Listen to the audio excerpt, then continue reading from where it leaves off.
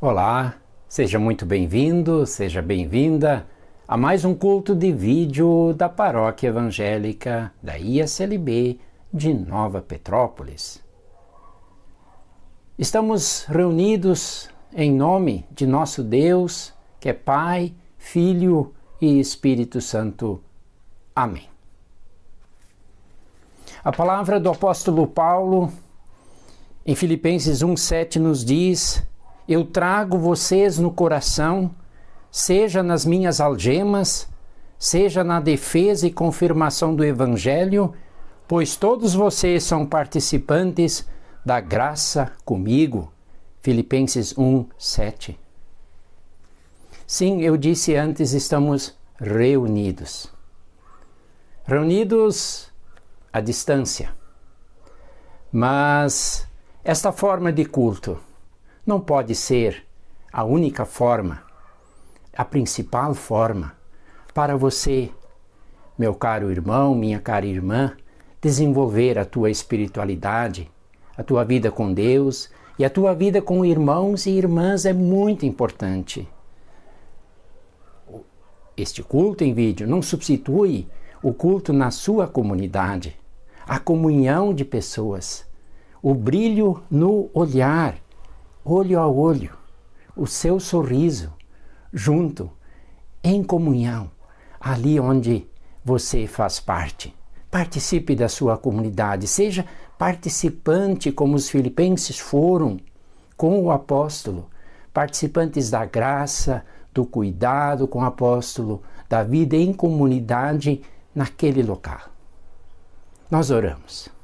Amado e bondoso Deus, obrigado por nossas comunidades de fé, onde pessoas diferentes podem se reunir, grandes, pequenos, idosos e crianças, pobres e ricos, empregados e patrões. Sim, podemos juntos celebrar a ceia do Senhor. Podemos juntos ouvir e celebrar em torno da tua boa e santa palavra. Esta palavra queremos receber em mais um culto em vídeo. Abençoa estes momentos, Senhor. Abençoa este ministério, não só o nosso, mas de tantos e tantos pregadores e pregadoras que têm usado os meios eletrônicos para divulgar a tua palavra para mais pessoas. Te somos gratos por esta oportunidade. Sê conosco com a tua graça e com o teu amor. Em Cristo Jesus. Amém. Desejo, pois, um abençoado culto para você.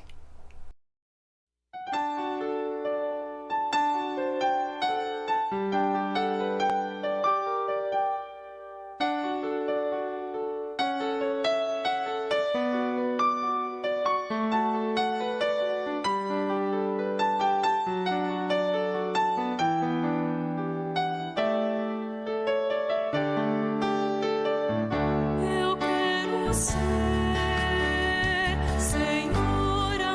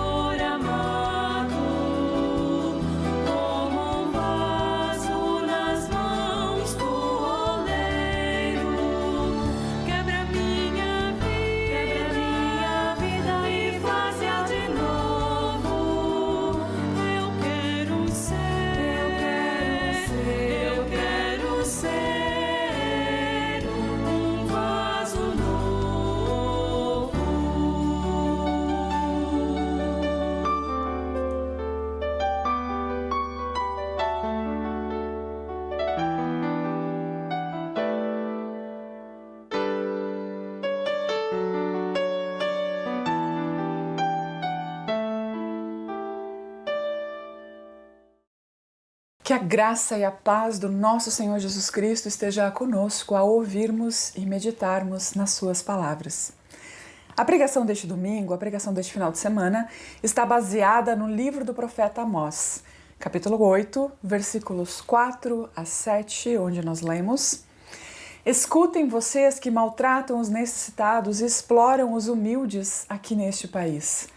Vocês dizem, quem dera que a festa da lua nova já tivesse terminado para que pudéssemos voltar a vender os cereais.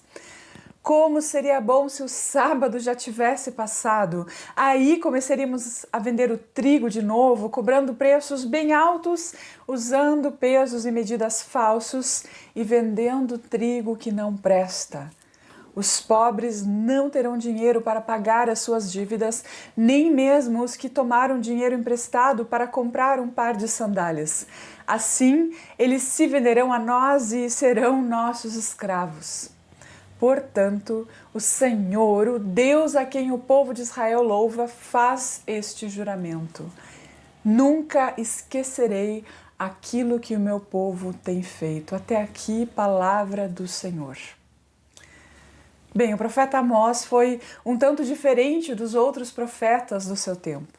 Como ele mesmo fala a seu respeito lá em Amós, capítulo 7, versículo 14, Amós não era um profeta profissional e nem mesmo estava vinculado a uma escola de profetas. Amós era um pastor de ovelhas, possivelmente proprietário de rebanhos. Ele era um homem acostumado à vida no campo. Ele vivia atento às variações do clima e aos perigos à sua volta para sempre oferecer o melhor para o seu rebanho. Amós fazia questão de prover boa pastagem aos animais que estavam ali sob a sua responsabilidade. Porém, Amós também era alguém que tinha um relacionamento próximo, profundo com Deus. E quem sabe por isso, ele também estava atento, ele conhecia bem a realidade da sua época. Apesar de viver no campo e também do campo, Amós não estava alheio ao que acontecia com o seu povo e com a vida religiosa dos seus contemporâneos. E Amós é chamado por Deus para denunciar a perversão e o vazio espiritual que tinha tomado conta não só da nação de Israel, mas também de outros povos e outras nações daquela época. Se a gente lê todo o livro do profeta Amós, fica visível que, de um modo geral, as pessoas daquela época não se preocupavam mais umas com as outras. As pessoas, e também os sacerdotes, não se importavam mais se os outros tinham os direitos básicos supridos, se tinham o que comer ou conseguiam viver uma vida digna. De um modo geral, pelo que parece, as pessoas daquela época, da época do profeta Amós, apenas usavam umas às outras como se fossem objetos, mercadorias. Uns passavam a perna nos outros, visando apenas obter lucros, vantagens e visando apenas o próprio bem-estar. As pessoas, de um modo geral, não só as pessoas lá do povo de Israel, viviam de uma forma que desapontava, desagradava a Deus. Por isso, Deus chama Amós para levar palavras de repreensão para governantes também de outras nações. Gente, eu acho incrível que Deus fala por meio do profeta Amós, não só para a nação de Israel, mas ele também traz palavras para a Síria, a Filístia, a Tiro, a Edom, a Amon e a Moabe. Deus anuncia juízo também a esses povos que também agiam de maneira injusta e cruel com os seus habitantes. Também para essas nações, Deus tinha algo a dizer. Bem, mesmo que os outros povos e outras pessoas digam não acreditar em Deus ou tenham seus próprios ídolos e deuses, essa e tantas outras advertências de Deus transmitidas por Amós e também por outros profetas deixam bem claro, pelo menos para mim, que Deus é de fato o grande soberano sobre toda a humanidade. Deus é Senhor soberano sobre céus e terra. Mesmo que eu não creia, mesmo que você não creia, isso não muda em nada o que Deus é. O fato de crermos ou não altera a realidade de que Deus é Deus soberano. Não é a nossa fé que determina a existência e o limite do poder de Deus. Não é porque alguém não crê que algo ou o próprio Deus deixa de existir. Deus é Deus. Deus é o Todo-Poderoso, é o Criador dos céus e da terra. Ele governa, Ele é Rei e é o Senhor. Queiramos ou não, creiamos ou não. E Deus sabe sim o que se passa, o que acontece em todos os lugares, com todas as pessoas de todas as nações. E o livro de Amós, mais uma vez, deixa claro que Deus se importa e se entristece quando os seres humanos que foram criados por Ele, a sua imagem e semelhança, são tratados de forma injusta e cruel. Por meio do profeta Amós, Deus convida ao arrependimento, ao reconhecimento de culpa e à mudança de atitude. A nação de Israel e os sacerdotes e também os governantes das outras nações, como eu já mencionei anteriormente, são chamados a se voltarem para Deus e se arrependerem de maltratar, de usar as outras pessoas como se fossem objetos. As pessoas ali da época de Amós estavam tomadas pela ganância e só visavam obter lucro em tudo o que faziam. Como fica claro no nosso texto, eles realizavam negócios fraudulentos, negócios injustos que prejudicavam as pessoas menos favorecidas. Ao invés de ajudarem os órfãos e viúvas, como sempre foi a vontade de Deus, e é repetido tantas vezes nas Escrituras, os religiosos e os mais favorecidos exploravam os menos favorecidos para, se possível, poderem obter também lucro, inclusive vendendo os outros como escravos. Jesus, lá no Evangelho de Mateus, capítulo 6, versículo 24, diz que a gente não pode servir a dois senhores. Ou estamos servindo a Deus ou servimos ao dinheiro, às riquezas. O problema de deixarmos Deus de lado e nos dobrarmos ao dinheiro, às riquezas, ao lucro, é que todo o resto, todas as demais pessoas, todas as outras relações se tornam apenas objetos para nós. Jesus não diz que é pecado termos dinheiro, possuirmos bens, mas ele alerta quanto ao senhorio da nossa vida. Ou servimos a Deus ou ao dinheiro. Não tem como estarmos divididos entre dois senhores. Se Deus é o Senhor sobre a nossa vida, podemos e conseguimos também usar os nossos recursos para abençoar, para ajudar as outras pessoas. Agora, se o dinheiro e as riquezas assumem o lugar de Deus na nossa vida, as pessoas se tornam objetos a serem explorados, conquistados em nosso benefício. E é nesse sentido que fala também o profeta Amós. O profeta alerta ao povo que não via a hora, de terminar a festa da lua nova, ou sábado, que eram períodos em que o povo descansava, ficava sem trabalhar e prestava culto a Deus. A gente vê ali no versículo 5 do nosso texto, que as pessoas não viam a hora de passar essas festas para voltarem a fazer o que era mal. O profeta Amós mostra que Deus conhece o coração das pessoas, que até guardavam o sábado, que até guardavam a festa da lua nova, não trabalhavam nesses dias, mas que continuavam pensando em formas de obter mais recursos, ganharem mais dinheiro e em maneiras como poderiam usar as outras pessoas para, quem sabe, sobre elas, por meio da exploração delas, obterem ainda mais lucros. Quando Deus deixa de ser Senhor sobre as nossas vidas, nós desumanizamos. Quanto mais próximos de Deus vivermos, mais compassivos, misericordiosos e verdadeiramente humanos nos tornamos. Quanto mais próximos de Deus aprendemos a viver, mais nos tornamos sensíveis à dor dos outros e mais conseguimos perceber aqueles que ao nosso lado enfrentam dificuldades. Porém, quanto mais distante de Deus, quanto mais longe de Deus nos colocamos, mais distantes também ficamos dos nossos semelhantes. Por isso, o alerta do profeta Amós ao povo de Israel é também um alerta para nós hoje. Voltem para mim a fim de que tenham vida, conforme nós lemos em Amós capítulo 5, versículo 4. E no versículo 6 desse mesmo capítulo 5, Deus diz: voltem para o Senhor e vocês viverão. Somente quando vivermos perto de Deus e de sua bondade e da sua justiça é que viveremos a verdadeira vida, que é cheia de sentido e significado, a vida plena, como diz Jesus em João 10:10. O propósito de Deus para conosco ainda é o mesmo que ele manifestou lá quando chamou Abraão em Gênesis capítulo 12. Deus promete sim abençoar os seus, abençoar o seu povo, mas Ele espera que sejamos bênção para aqueles que nos cercam. Deus espera que nós, os seus seguidores, assim como esperava também do povo de Israel, Deus espera que sejamos bênção, que façamos diferença nesse mundo. Por nosso intermédio, Deus quer alcançar sua graça, bondade e compaixão ao mundo. Por meio da nossa vida, Deus almeja abraçar e alcançar melhor qualidade de vida às pessoas que se encontram em dificuldades. A vontade de Deus para conosco ainda é a mesma que Ele manifesta por meio do profeta Amós, no versículo 24 do capítulo 5. Em vez disso, quero que haja tanta justiça como as águas de uma enchente e que a honestidade seja como um rio que não para de correr.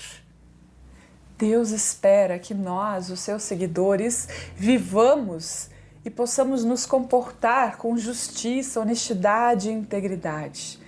Deus espera que o nosso comportamento em todas as esferas e âmbitos da nossa existência seja para a sua honra e para a sua glória.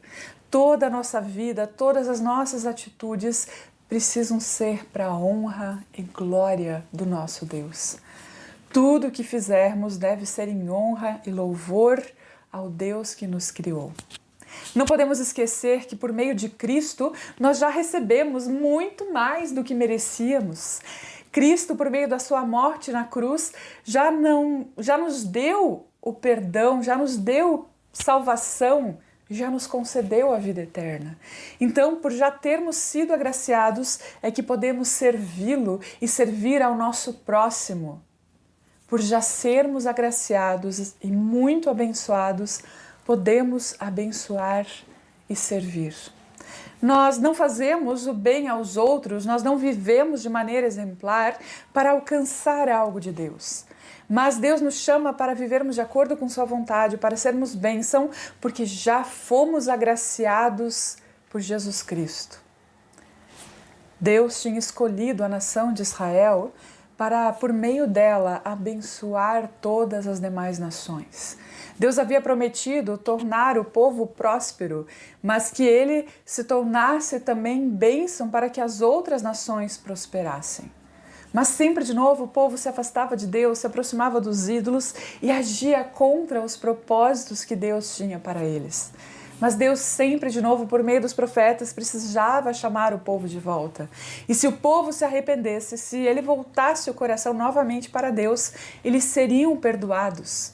Porém, se não ouvissem e mantivessem a dureza do coração, se mantivessem longe de Deus, Deus nunca esqueceria o mal que eles tinham feito, como nós vemos no versículo 7 do nosso texto.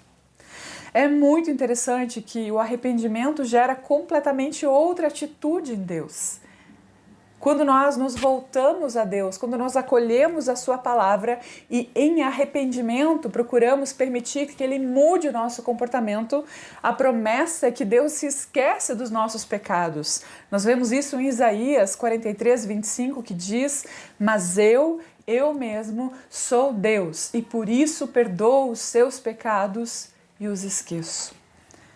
Mas se continuarmos com corações endurecidos, indiferentes a Deus, Ele promete nunca esquecer o mal que nós praticamos.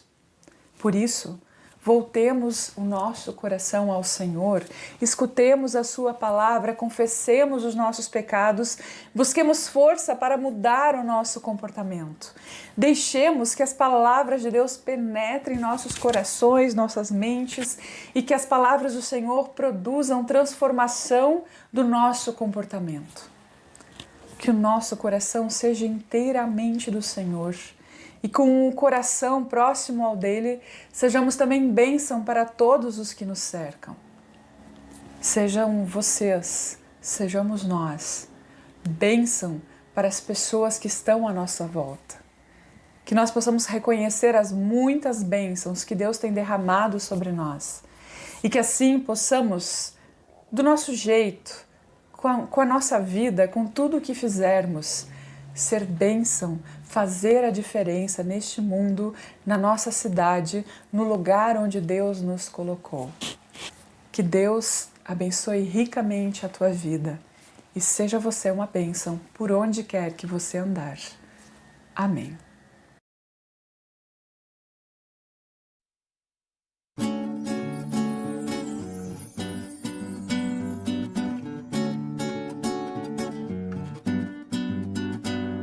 Fazer tua vontade, seguir tuas pegadas, é o pão de cada dia para nós. Servir em tua mesa, saber lavar os pés, cantando de alegria a ti, Senhor.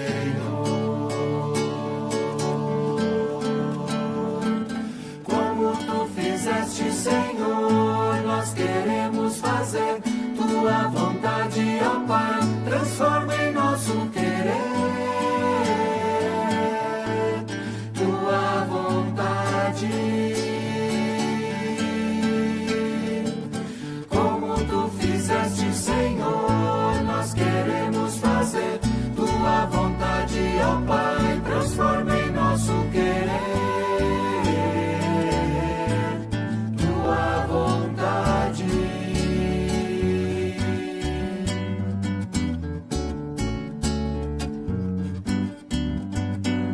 Buscar em tua presença sustento para a alma, vivendo cada dia aos teus pés, bebendo da palavra que torna a morte em vida e dá-nos alegria para servir.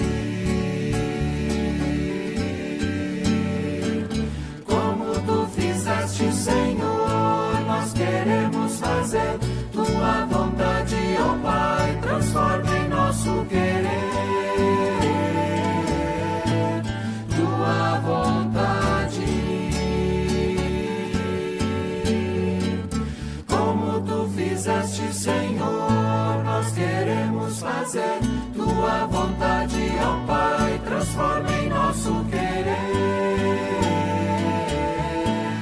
tua vontade, tua vontade,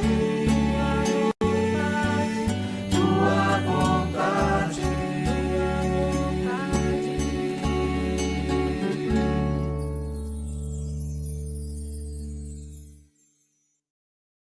E assim nós encerramos mais um culto em vídeo. Nós ainda oramos, e a você que nos assiste na sua casa, que também tu possas colocar os teus pedidos, os teus motivos de intercessão, também os teus motivos de agradecimento, nesse momento de oração ao qual nós encerramos em conjunto com o Pai Nosso.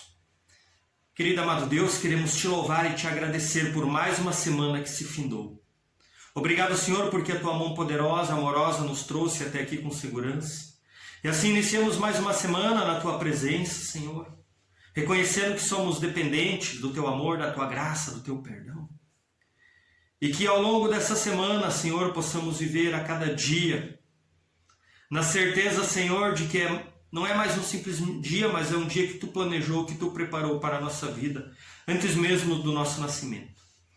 E que diante das nossas relações pessoais, profissionais, possamos sempre dar um bom testemunho. Não colocando, Senhor, apenas o nosso próprio interesse, mas também colocando o interesse do nosso próximo, Senhor, em primeiro lugar. Que assim possamos refletir o nosso amor em Ti, a nossa fé em Cristo Jesus nos nossos relacionamentos, Senhor. Assim nós oramos, colocando tudo mais na oração que Tu mesmo nos ensinou, dizendo: Pai nosso que estás nos céus, santificado seja o teu nome, venha o teu reino, seja feita a tua vontade, assim na terra como no céu. O pão nosso de cada dia nos dá hoje, perdoa as nossas dívidas, assim como nós também perdoamos aos nossos devedores. E não nos deixes cair em tentação, mas livra-nos do mal. Pois teu é o reino, o poder e a glória para sempre. Amém.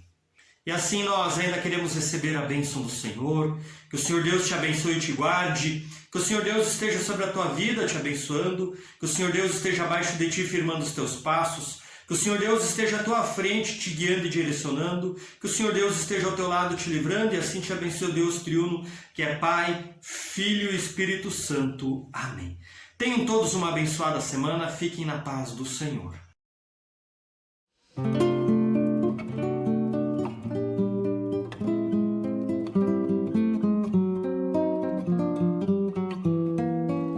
Os que confiam no Senhor são como um monte de Sião. Os que confiam no Senhor são como um monte de Sião, firmes para sempre permanecem, firmes para sempre no Senhor, firmes para sempre no Evangelho, firmes para sempre no amor. Os que confiam no Senhor, os que confiam no Senhor.